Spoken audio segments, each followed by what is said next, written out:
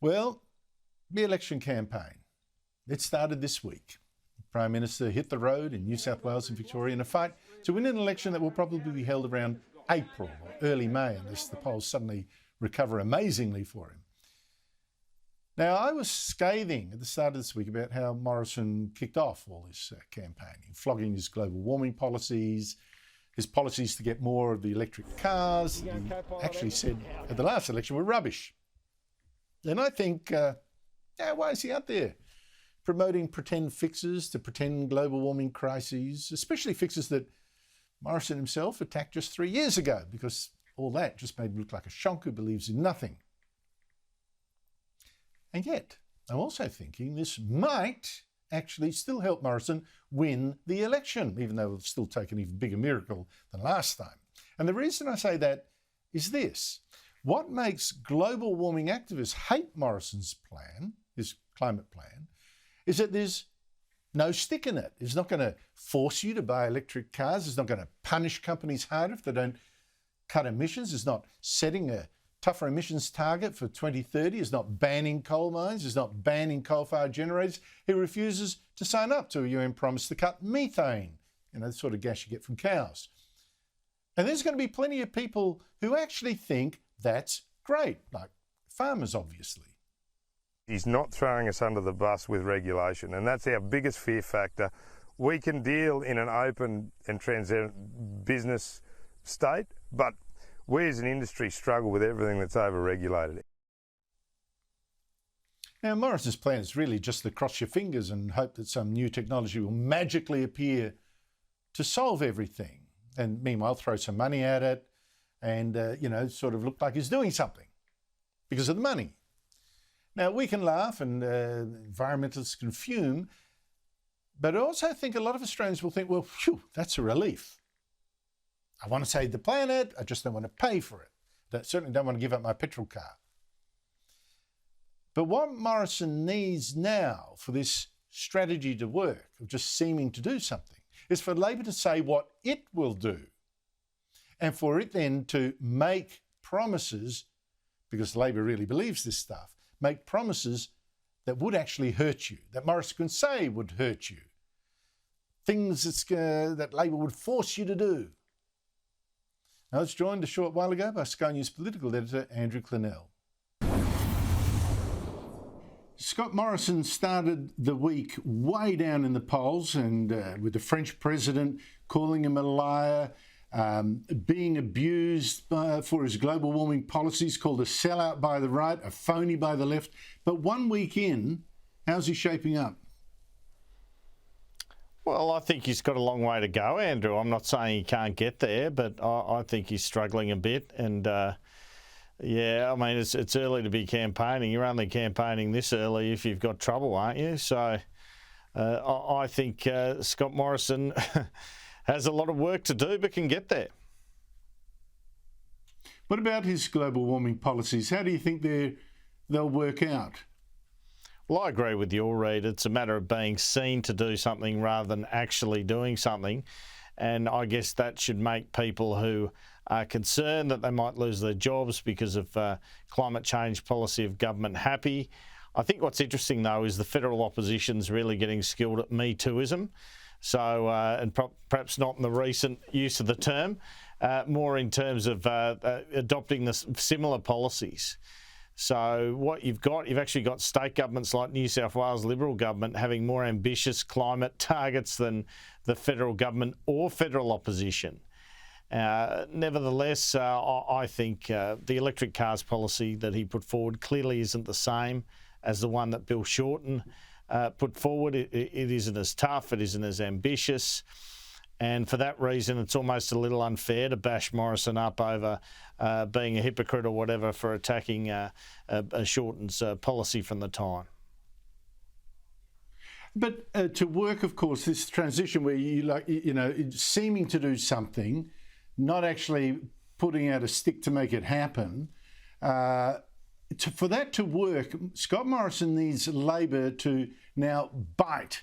He needs them to put out even tougher climate policy so he can say, well, look, they're going to cost you. I'm doing it, but I'm not going to force you. They will really force you. They're going to hurt. But it seems to me that Anthony Albanese, a very smart politician, very cautious, maybe too cautious, I don't know, is not going to repeat Bill Shorten's mistake, I think. Yeah, I don't think so either. And I think Scott Morrison's a leader in search of a scare campaign, and he might start to despair if he can't grab hold of one, because he had so much opportunity with Shorten. He was able to fashion himself as the opposition leader almost in exile. And I think he wants to do the same again, because he's talking about Labor all the time.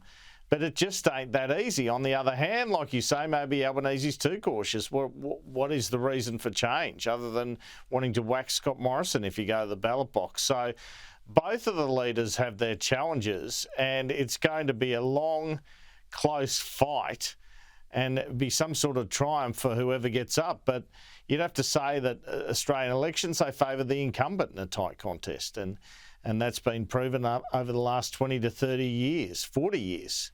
So that's why perhaps Morrison's people have a degree of confidence, despite the fact that they're on the back foot. I do think, though, that it is so much harder for Scott Morrison to make other than esoteric arguments around the difference between his and Labor policies. Now he's committed to net zero by 2050. Now that he's done that, it just makes it so much harder to mount that sort of scare campaign. Now, one last thing. I mean, Anthony Albanese, right? I think you're right. It's going to be very cautious. The one thing that Scott Morrison may have in his favour is if the economy bounces well out of this recession caused by particularly by the pandemic, of course. Today, though, we got some surprise bad news. Unemployment shot up from 4.6%, which is quite good, to 5.2%, even though the Treasurer today did make the point these are old figures. The survey was a month ago when half of Australia was locked down. Here he is. Lockdowns cost jobs. That lockdowns are detrimental to the labour market. When you drill down into today's numbers, it's very much a tale of two cities, New South Wales and Victoria. In Victoria, in the month, around 50,000 jobs were lost, and an additional 20,000 people were stood down on 0 hours. In New South Wales, in the month of October, more than 21,000 new jobs were created, and more than 60,000 people who were stood down on 0 hours went back to work. It's very important to note that when this data was taken more than a month ago, there were 13 million Australians in lockdown. Half the country was in lockdown. How critical is it, Andrew Clennell, for Scott Morrison to have the economy come roaring back a little better than today's numbers suggest? Well, if it doesn't, it'll kill him. It'll defeat him. Not even roaring back. He just needs it to stay where it is about now and no worse, because he's already, he's had the coalition's had a fair few terms in government. He's made some errors. It's not a race with the vaccines. I don't hold a hose. So he's really on probation with the Australian public. So the last thing he needs is a struggle in terms of the economy. Now, they say look at a trend figure, not a monthly figure. The monthly figure is partly affected by the fact people have come off government supports, but restrictions hadn't completely eased. So you might have a restriction on number of people who can go into a pub, which means the pub could only at that time employ half their staff, and over the next month they'll be able to employ their full staff.